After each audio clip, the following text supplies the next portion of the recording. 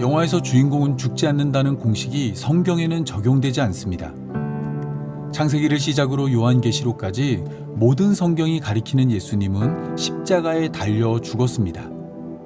예수님의 사역을 지켜본 사람들은 극적인 반전을 기대했지만 그들이 생각한 반전은 일어나지 않았습니다. 마음만 먹으면 손바닥 뒤집듯이 십자가에서 내려올 수 있었지만 예수님은 그렇게 하지 않았습니다.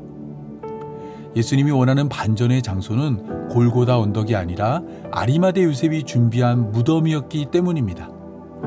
예수님은 아리마대 요셉이 준비한 무덤에서 아무도 예상하지 못한 일을 하였습니다. 모두가 예수님의 죽음을 끝으로 생각할 때 죽음에서 일어나 다시 사신 것입니다. 모든 복음서는 예수님이 다시 사신 날을 안식 후 첫날이라 말합니다. 마태복음은 안식일이 다 지나고 안식 후 첫날이 되려는 새벽에 예수님이 부활했다 말하였고, 마가복음은 안식 후 첫날 매우 일찍이 해돋을 때에 예수님이 부활했다 말하였으며, 요한복음은 안식 후 첫날 일찍이 아직 어두울 때에 예수님이 부활했다 말합니다. 누가복음도 역시 안식 후 첫날 새벽에 예수님이 부활했다 말하고 있습니다. 모든 복음서가 예수님이 부활한 안식 후 첫날을 비중 있게 다루는 이유는 이미 여러 번 살펴본 것처럼 성경이 소개하는 숫자 6, 7, 8의 신학적 의미 때문입니다. 성경은 숫자 6을 율법을 준행하기 위해 수고하고 노력하는 숫자로 소개합니다. 숫자 7은 자신의 수고와 노력을 멈추고 하나님의 일하심을 기대하는 날로 소개합니다. 숫자 8은 1에서 7을 지나 하나님의 일하심으로 누리게 될 새 날로 소개됩니다. 그래서 예수님이 십자가에 달린 금요일은 숫자 6으로 이해되고, 예수님이 무덤에 머물렀던 토요일은 숫자 7로 이해되며, 예수님이 부활한 안식 후 첫날은 숫자 8로 이해됩니다. 예수님이 율법을 따라 우리의 죄를 대속하기 위해 금요일에 십자가에 달려 죽었고, 그 다음 날인 토요일에 무덤에서 안식하였으며, 안식 후 첫날에는 다시 살아남으로 우리에게 새 날을 허락하였습니다. 때문에 이 땅의 처음 교회는 매주 안식 후 첫날을 교회가 정기적으로 모이는 날로 정했습니다. 초기에는 날마다 성전에 모이기를 힘썼으나 시간이 지나며 교회는 여러 날 가운데 한 날을 정해야 했습니다. 이때 교회는 오랫동안 성회로 모였던 안식일을 교회가 모이는 날로 정하지 않았습니다.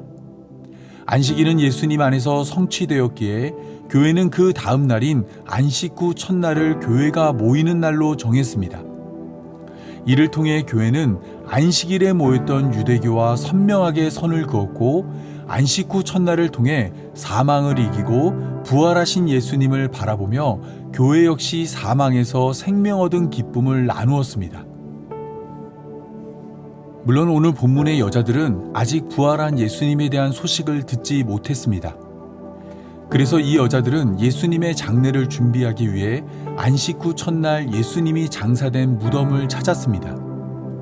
마태복음에 의하면 원래 예수님의 무덤은 빌라도가 보낸 경비병이 지키고 있어야 합니다.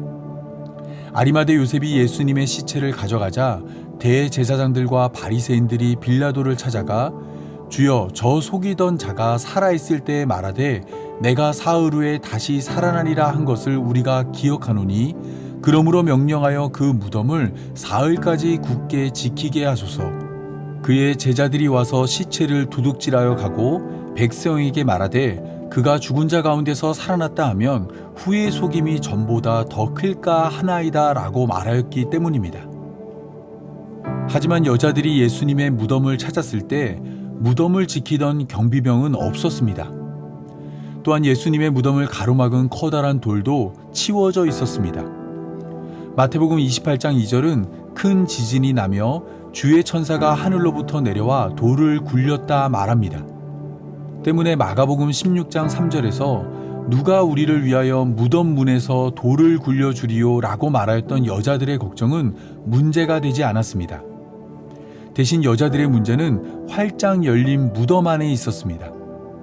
당연히 있을 것이라 예상했던 예수님의 시체가 보이지 않았기 때문입니다. 누가복음 24장 4절은 이때 여자들의 감정을 근심으로 표현합니다. 여기서 근심으로 사용된 헬라어 단어는 성경에서 누가만 사용한 단어입니다. 누가는 누가복음에서 2번, 사도행전에서 3번 이 단어를 사용하였습니다. 당황하거나 이해되지 않는 일이 벌어질 때 이 단어를 즐겨 사용했습니다.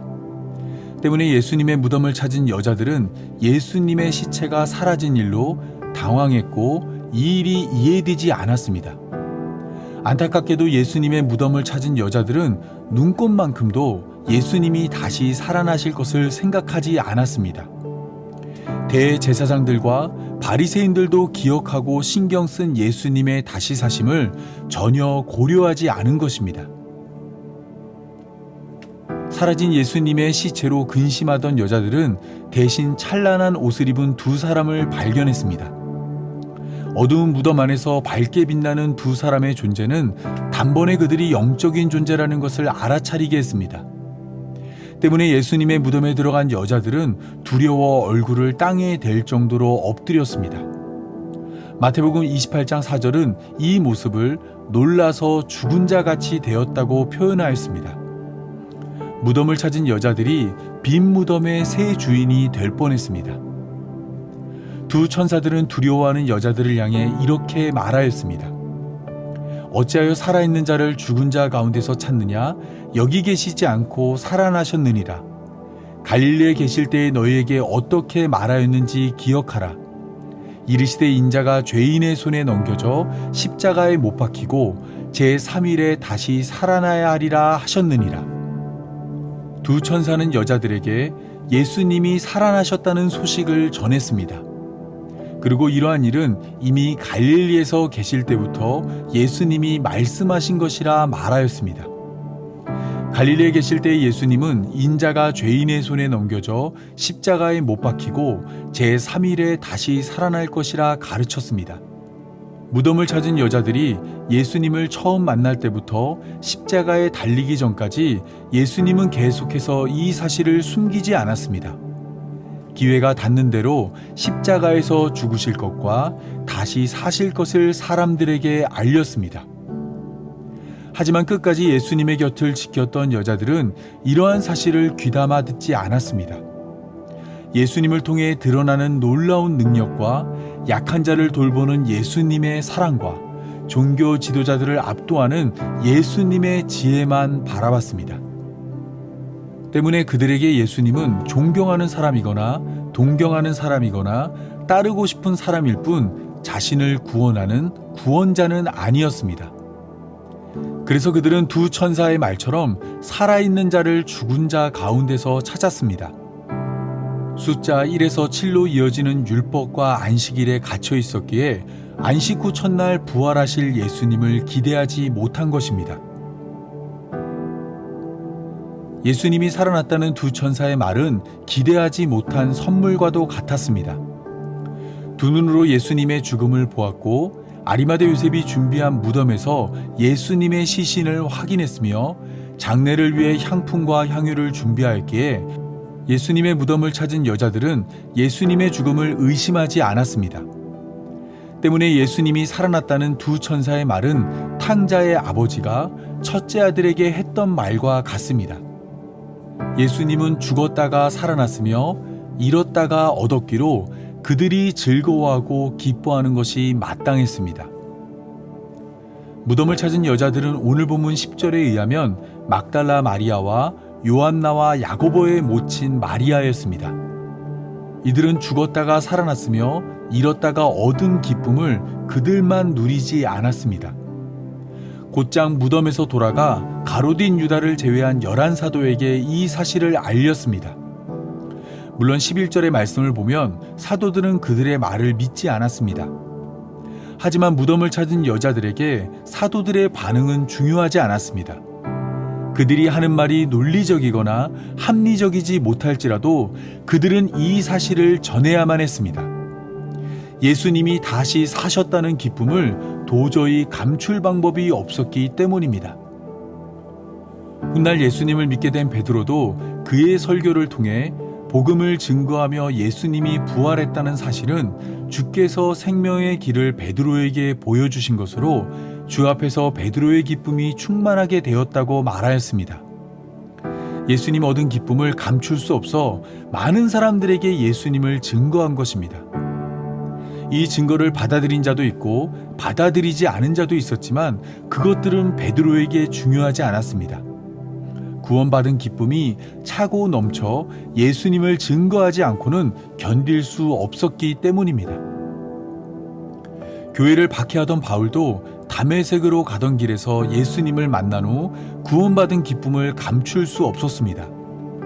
그래서 바울은 부지런히 성경을 연구했고 하나님의 비밀인 예수 그리스도를 깨달아 이 사실을 세상에 알렸습니다. 디모데후서 4장 2절이 말하고 있는 것처럼 때를 얻던지 못 얻던지 바울은 부지런히 말씀을 증거했습니다. 십자가의 도가 멸망하는 자들에게는 미련한 것이지만 구원을 받은 바울에게는 하나님의 능력이었기에 십자가에 못 박힌 그리스도를 전했습니다. 사도라는 직분은 고사하고 교회를 박해함으로 구원받을 자격도 없었지만 은혜로 구원하신 하나님의 사랑을 감출 방법이 없기에 바울은 여러 박해에도 불구하고 오직 예수님만 증거하였습니다. 로마의 시인 오비디우스가 사랑과 기침은 감출 수 없다 말한 것처럼 구원받은 기쁨은 감출 방법이 없습니다. 그래서 교회로 부름받은 성도는 자연스럽게 가는 곳마다 복음을 증거했습니다. 복음을 증거했다는 이유로 손가락질 당하고 매를 맞고 쫓겨나더라도 복음 전하는 것을 멈출 수 없었습니다. 구원받은 기쁨이 성도 안에 차고 넘침으로 예수님을 전하지 않고는 견딜 수 없었기 때문입니다. 이처럼 예수님의 부활은 무덤을 찾은 여자들에게는 새 삶을 허락하였습니다. 이전에는 엿새 동안 힘써 율법을 지키고 안식하는 것이 삶의 전부였지만 안식 후 첫날 부활하신 예수님을 통해 이제 그들은 다시 힘써 일하는 엿새로 돌아가지 않게 되었습니다. 예수님의 부활을 알기 전에는 근심이 그들의 삶을 지배했으나 예수님의 부활을 깨달은 후에는 기쁨이 그들의 삶을 지배했습니다. 감출 수 없는 미소와 담은 입술 사이로 삐져나오는 웃음소리를 감출 수 없었습니다. 그래서 그들은 이 기쁜 소식을 전하기 위해 달렸습니다. 죽은 줄 알았던 예수님이 말씀하신 그대로 사흘 만에 다시 살아나셨다는 소식을 사도들에게 전했습니다. 예수님의 등 뒤에서 묵묵히 예수님을 따르던 여자들이 이제 목소리를 높여 복된 소식을 증거하는 복음의 증거자가 되었습니다. 구원받은 은혜와 대속하신 사랑과 죽음을 이기신 승리 앞에 잠잠할 수 없었던 것입니다. 물론 예수님의 부활을 보고도 잠잠한 자가 있었습니다. 그들은 예수님을 죽였던 자들입니다. 그들에게 예수님의 부활은 기쁨이 아니라 근심이었습니다. 자신의 기득권을 지키기 위해 죄 없는 사람 하나를 죽인 줄 알았으나 예수님의 부활로 그들은 하나님을 죽인 자가 되었습니다. 때문에 그들은 베드로와 요한이 예수님을 증거하자 그들을 공회로 불러 도무지 예수의 이름으로 말하지도 말고 가르치지도 말라 경고하였습니다. 하지만 이때 베드로와 요한은 공회의 경고에도 불구하고 하나님 앞에서 너희의 말을 듣는 것이 하나님의 말씀을 듣는 것보다 옳은가 판단하라. 우리는 보고 들은 것을 말하지 아니할 수 없다 말하였습니다. 예수님의 부활을 보기 전에는 예수님을 떠났고 예수님을 부인했던 베드로와 요한이 예수님의 부활을 본 후에는 공회의 위협과 경고에도 불구하고 끝까지 예수님을 따르며 증거하는 자가 되었습니다. 이처럼 예수님의 편에 선 자들에게 예수님의 부활은 감출 수 없는 기쁨입니다. 비난받고 옥에 갇히며 매를 맞아도 끊임없이 예수님을 전하며 증거하게 만듭니다. 누가 시키지 않아도 깨달은 진리를 전하며 구원받은 기쁨을 가는 곳마다 나눕니다. 입을 틀어 막아도 다리에 줄이를 틀어도 예수님을 전하는 일을 멈추지 못합니다. 가는 곳마다 예수님이 그리스도이고 하나님의 아들이라 증거하고 예수님이 우리의 죄를 대속하기 위해 십자가에 달려 죽었지만 사흘 만에 다시 살아나심으로 우리의 산소망이 되었다 말하게 됩니다. 따라서 복음을 증거하는 일은 기술을 요구하거나 강요로 이루어질 수 없습니다. 논리적인 설득이나 세속적인 성공을 바탕으로 복음을 전하는 것은 한계가 분명하며 다른 예수님을 증거하게 만듭니다. 또한 어느 목사님의 말처럼 멸치와 성도는 볶아야 제맛이다라고 말을 하며 전도를 강요해서도 안 됩니다. 다단계 회사처럼 경품을 걸고 성도들끼리 경쟁을 붙여 교회에 데려오는 것을 복음 증거로 착각하게 만들어서도 안 됩니다. 복음을 증거하는 것은 구원받은 기쁨을 나누는 것입니다. 우리의 죄를 대속하기 위해 십자가에서 죽으신 예수님을 전하고 죽음을 이기신 예수님의 승리를 선포하는 것이 전도입니다. 우리와 같은 죄인도 구원한다는 복된 소식을 전하고 예수님의 부활로 죽음을 이긴 하나님의 나라가 준비되었다는 것을 전하는 것이 복음 증거입니다. 저 스스로를 돌아보며 스스로를 부끄럽게 만드는 질문이지만 오늘 우리는 이러한 복음을 전하며 살고 있습니까? 예수님의 다시 사심이 우리의 기쁨이고 다시 사신 그 기쁨을 나누며 살고 있습니까? 아니면 다시 사신 예수님을 바라보며 잠잠하다 못해 무심하고 덤덤하다 못해 외면하며 살고 있습니까? 우리가 오늘 예수님을 증거하지 못하고 복음을 전하지 않는다면 그것은 용기가 부족한 것이 아닙니다. 그것은 우리 안에 구원의 기쁨이 부족한 것입니다. 한량없는 은혜를 온전히 깨닫지 못했고 예수님의 승리가 우리의 것이 아니기에 기뻐하지 못하는 것입니다. 따라서 우리는 구원의 기쁨을 되찾기 위해 하나님의 말씀으로 나아가야 합니다. 오늘 본문이 소개하는 것처럼 예수님은 우리의 죄를 대속하기 위해 십자가에 달려 죽었지만 예수님은 죽음을 이기고 다시 사셨습니다. 모두가 졌다고 생각했던 싸움에서 예수님은 최후의 승자가 되었습니다. 그리고 그 승리의 자리로 우리를 불러주었습니다. 예수님이 다시 사셨고 예수님이 승리하였으며 예수님이 우리를 구원하였습니다. 이 사실이 우리의 기쁨이 되고 이 기쁨이 우리 안에 넘쳐 어디서나 복음을 증거하는 교회로 부름받은 성도의 삶이 되길 바라며 오늘 말씀 맺겠습니다. 다 함께 기도하겠습니다. 우리의 생명이신 하나님, 예수님을 통해 우리를 구원하여 주심 감사합니다. 말씀을 통해 깨닫게 하심으로 빈 무덤이 우리의 근심이 아닌 기쁨이 되게 하시고 의심이 아닌 확신으로 살아가는 삶이 되게 하시며 잠잠한 삶이 아닌 복음 전하는 삶이 되게 하심 찬양합니다. 보배로운 피를 흘려 영영 죽을 죄에서 구속함을 받은 우리가 항상 하나님을 찬양하고 증거하는 삶이 되게 하여 주옵소서. 구원받은 기쁨을 감출 수 없어 복음을 증거하고 그 기쁨 가운데 하나님 나라를 소망하며 살아가오니 주님 다시 오시는 날까지 우리의 삶을 하나님 나라로 인도하여 주옵소서. 이 모든 말씀 죽음에서 다시 사신 우리 구주 예수님의 이름으로 기도합니다. 아멘.